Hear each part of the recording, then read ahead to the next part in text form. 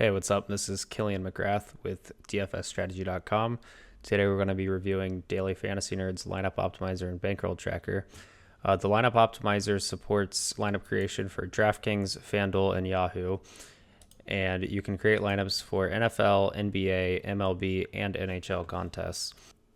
In the top left of the optimizer, you're able to exclude games and individual teams. So let's say you were playing a slate that started at 8 o'clock and played through the 10:30 game.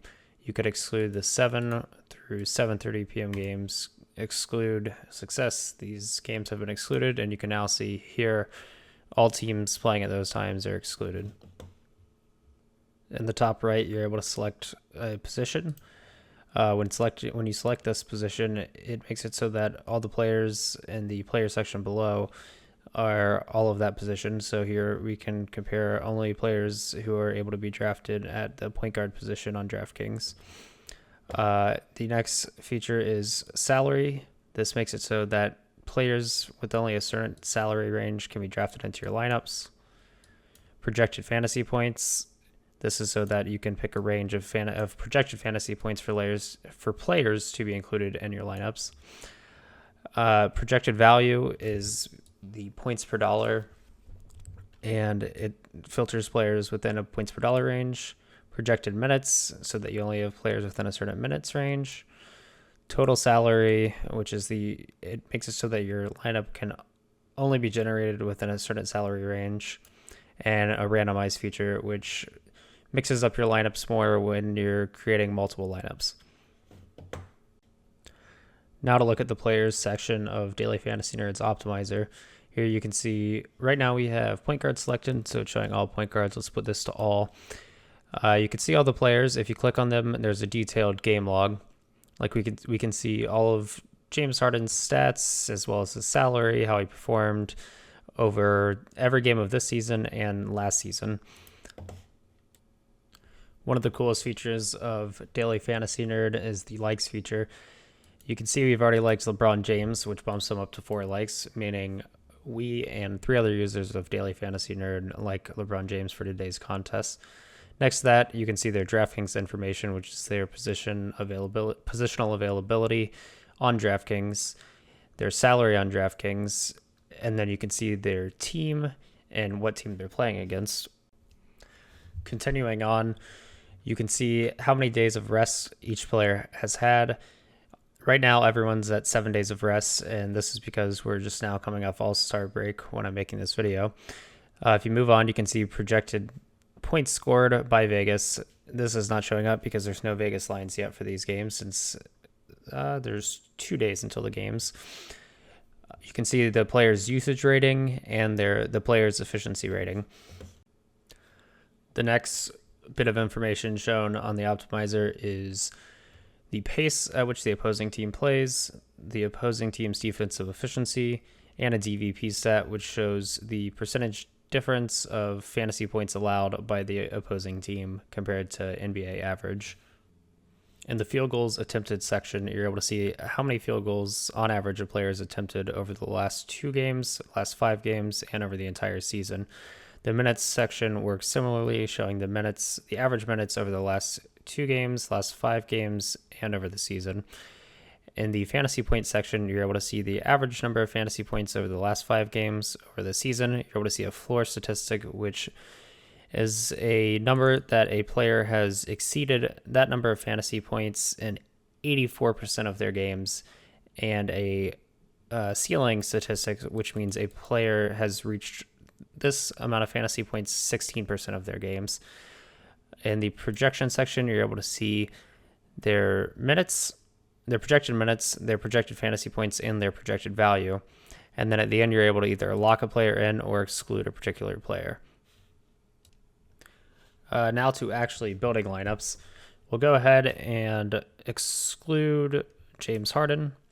We'll lock in LeBron James, and we'll exclude Anthony Davis. And we'll go up and click the Build Optimal Lineups button.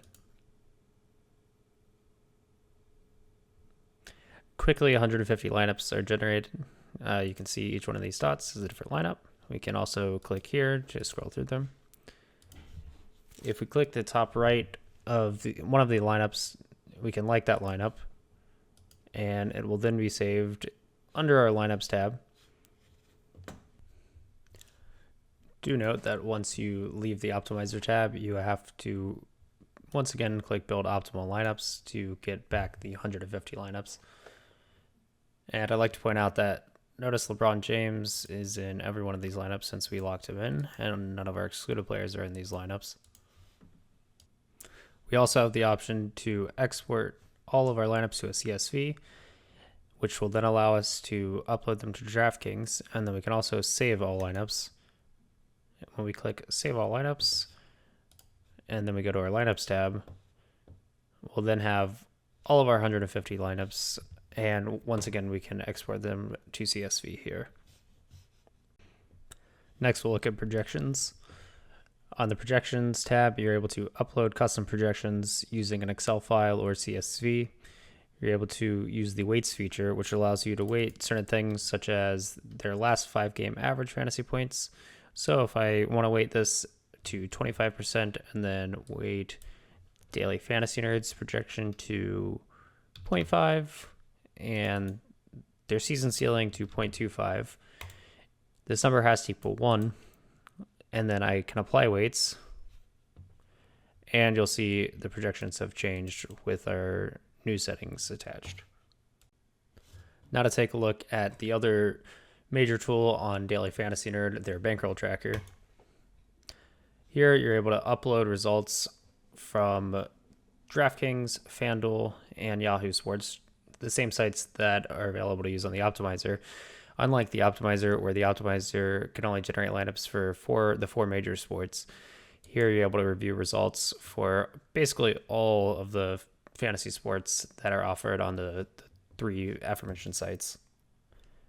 It's pretty easy to upload your contest entry history to the Bankroll tracker tool. You first download your contest history from DraftKings, FanDuel, or Yahoo Sports, and then you can drag and drop or find that file on your hard drive to upload it to the Daily Fantasy Nerd Bankroll tracker. I've already uploaded some results of mine from a 3-day stretch that I played semi-recently. In the top left, you can see some pretty basic summary stats, such as your number of entries over the selected time, your average score, average winning score, average finish, win rate, entry fees, winnings, net profit, and ROI.